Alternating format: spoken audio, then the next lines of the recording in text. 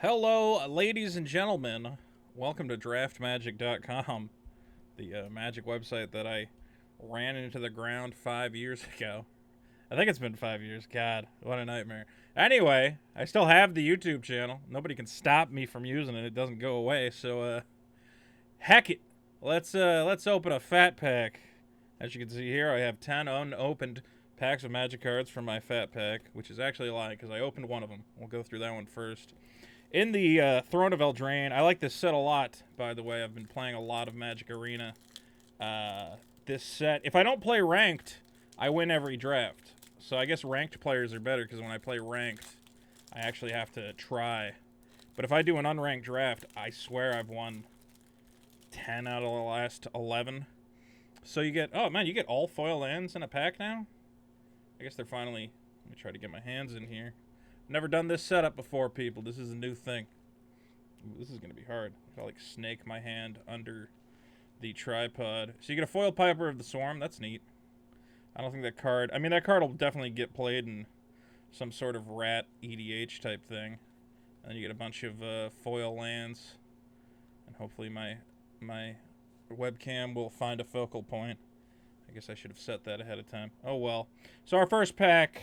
these are the first Throne of Eldraine packs I've opened in real life. I only really care about the rare. Here we have a Gilded Goose, which is seems solid. I mean, it's not exactly Birds of Paradise. Just given the cost to make food tokens, I'd say, even though, you know, it like can gain life and stuff, it's still not as good as a Birds of Paradise, but its potential, I mean, it makes artifacts. That's probably the most interesting thing.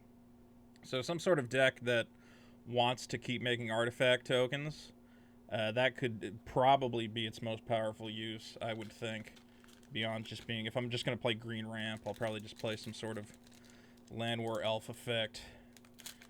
Let's get into it, though. All right, I don't know what the money cards are. I think I know one of the money cards, but I don't know it off the top of my head. Oh, these are backwards. Let's see. Do I have to hide the arena code in each pack? Cauldron is a mythic. It's interesting. I don't know if this is getting played. It seems like it should get played in something. The spell costs 2 less to cast for each creature card in your graveyard. Oh, God, I gotta set a focal point. Right here. Look at this fucking thing. Yeah, fucking camera. Isn't this half of Magic videos? Is the guy trying to get the camera to focus? So the way this works is whatever's in your graveyard when you play it, you're going to be able to reanimate it. But from then on, all those cards are going to go on the bottom of your library. One interesting part about this is it does seem to prevent you, or at least come very close to prevent you from decking out. But decking out is not a very reasonable strategy outside of Limited. Limited decking people out into Throne of Eldraine happens all the time. There's so much card draw, and people obviously play the 0/4 mill 4 creature like crazy. Get in the center of the frame. Would that help you want to focus on it? I don't know. I could... The fact that you can only recur a creature once, this makes it a little harder to abuse this. But potentially if you came up with some sort of deck that just could really just completely fill your graveyard, and then after the graveyard's filled, really have some fun with it. Maybe something there. I don't know. I'm not unhappy about opening that. Foil Trapped in the Tower. This is a solid removal spell in Limited.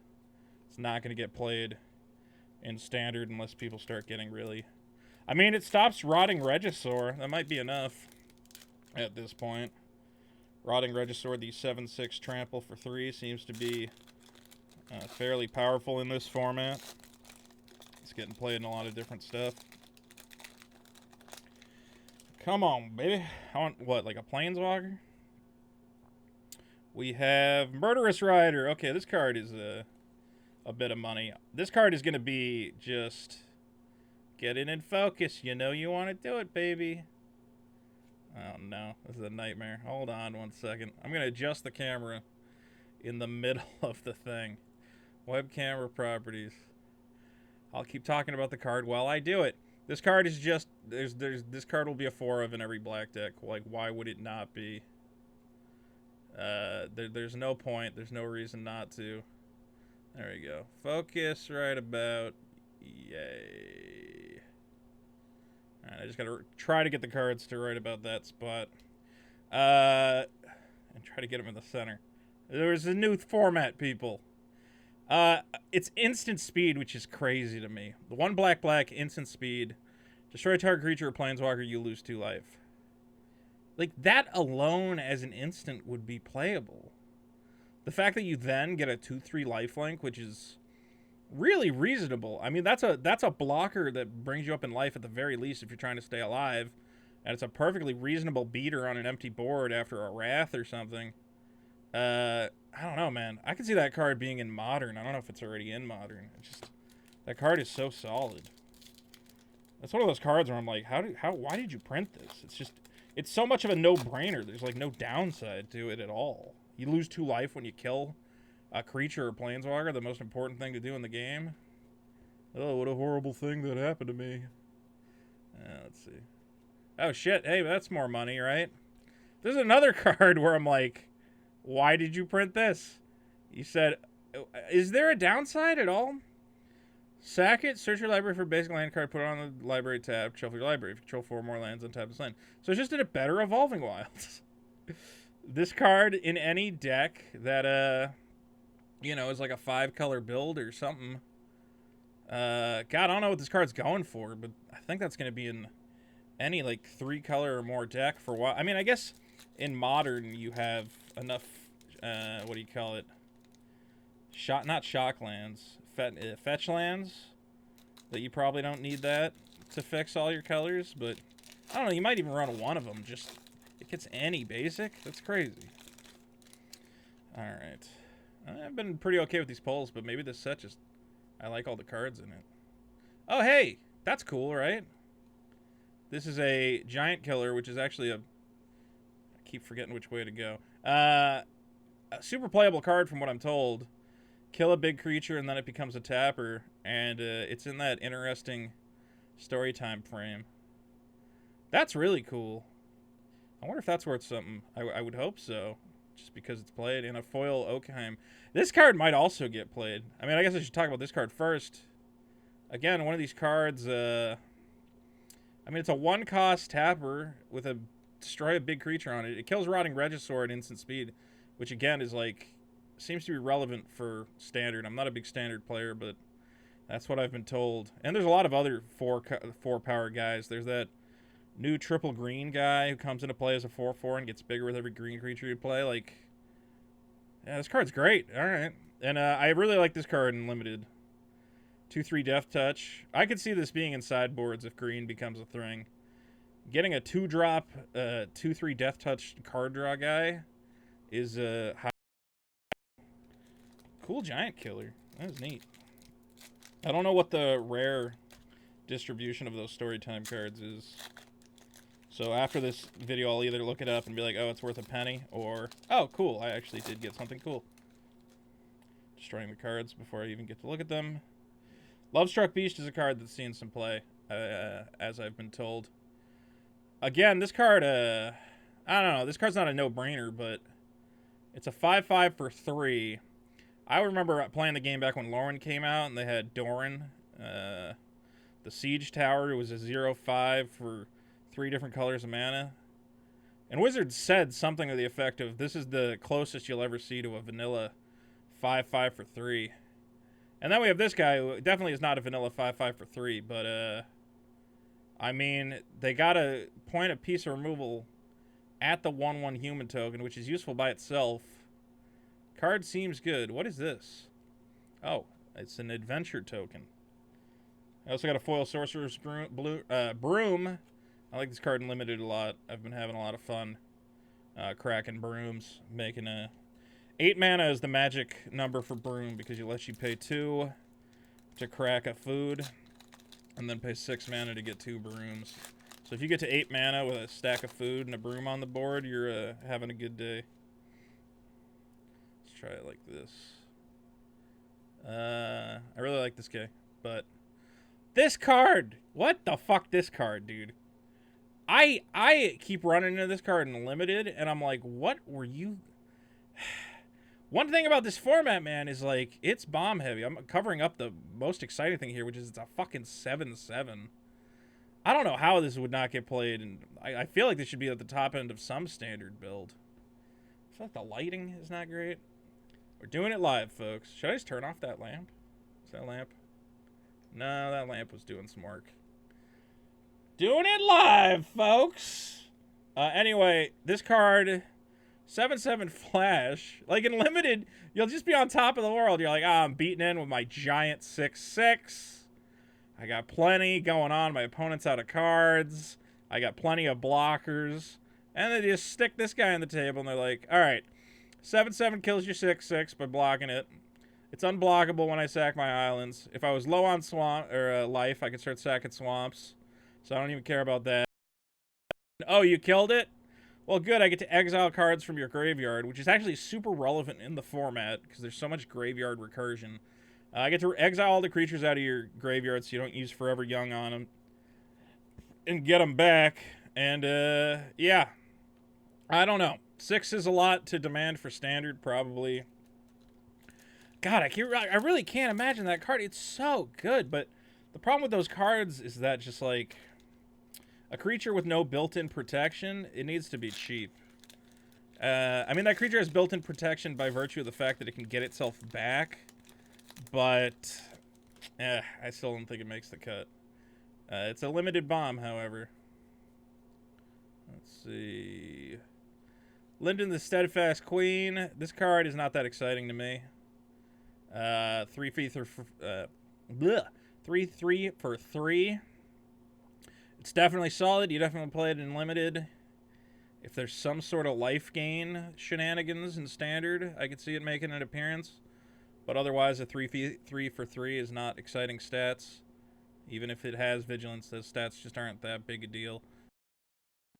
I don't know. There could be eventually some sort of lifelink thing, but right now, I don't think it matters. Ooh, Night Token. Oh, boy. Night Token. Ooh. Yeah, everybody loves a night. And our last pack. I don't think we did good on mythics, right? Did we only get the one mythic? The Cauldron of Souls. Damn game. Taking away our mythics. We get a mythic at the end? Nope. But we get a foil rare. That's kind of cool. All right. Oh, real quick. I got to talk about this card.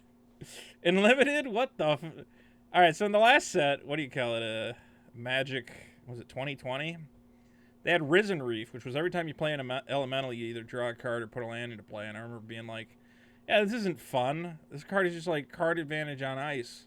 People would stack 2 reefs against you. You're just done. This card, I just play this with like any dumb adventure creature, and I'm just going through my whole deck, just emptying it onto the board.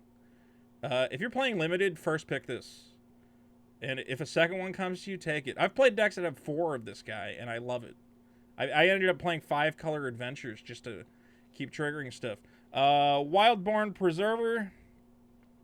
I actually have a green list I'm playing in casual that this card actually is pretty good.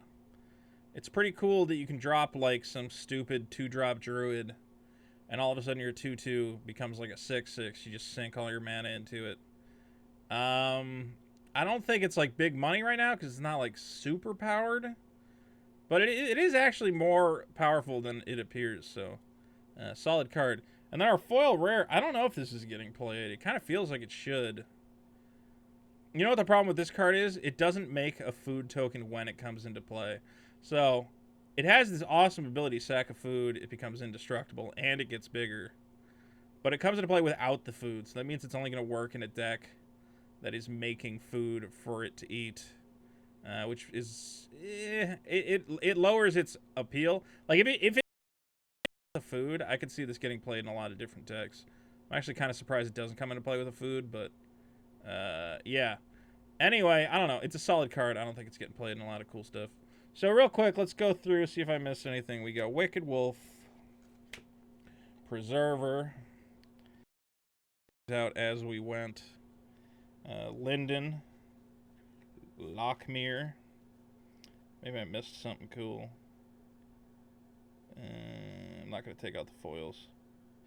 I don't think the adventure token is worth anything. I assume that's just everywhere, right? Oh, shit, I didn't even see this. Right, sometimes the uncommons are different, too. Okay, hold on, let me check my uncommons. I wasn't paying very close attention to that. Are the uncommons that are like that, like special? Like, do people care? Or are they just not? I don't know what the rarity distribution is, but that's really cool. Animating Fairy. That card is actually solid. Make any artifact into a 4/4, and then you have a 2/2 flyer to go along with it. That could definitely get played in something, I would say. Lovestruck Beast.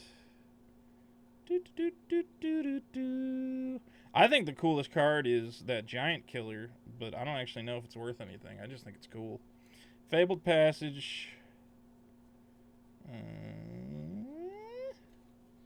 Bunch of stuff. Oh, Murderous Rider. Murderous Rider's a cool pull.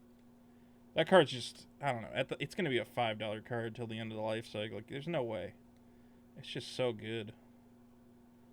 So good. I didn't see the Human Cleric tokens. Are the tokens like full art now? It's kind of neat. That token goes to that enchantment that I don't think will ever get played. Cauldron of whatever. Gilded Goose. Anything else cool here? Foil Piper. Promo. Alright, well, I can't be too upset with what I got. I got some cool cards. I think the Giant Killer, again, that's pretty cool. I don't know what the distribution of these weird, differently whatever rares is, but just as a card that gets played and with a cool frame or whatever, I'm a fan. Thanks for checking in, guys. If you want to see more Draft Magic content, leave a comment. You know you want to. You can also check out my official channel at youtube.com/Vito. And if you're looking for a new card game to play, don't forget about Vito Gesualdi's Enemy Weapon, currently available at enemyweapon.com. It's a game. Some people, you would compare it to a Cards Against Humanity, but it requires you to think a little harder because the scenarios are a robot programmed to molest children, and it's loose in Disney World. And each card has a different win condition. This win condition is you must save the children from the molest. You would have a hand of 10 cards. Right off the bat, hey, this is a great one. Who better to stop a rogue, rampaging pedophile robot than... Oh no, I lost the card! It was perfect. Right off the top, RoboCop. That's a good card to play in that situation. You could make a very good argument for that. I don't know how good the Scooby-Doo gang is at saving kids, but I guess they could reveal that the pedophile robot was a creepy old man all along. Not bad.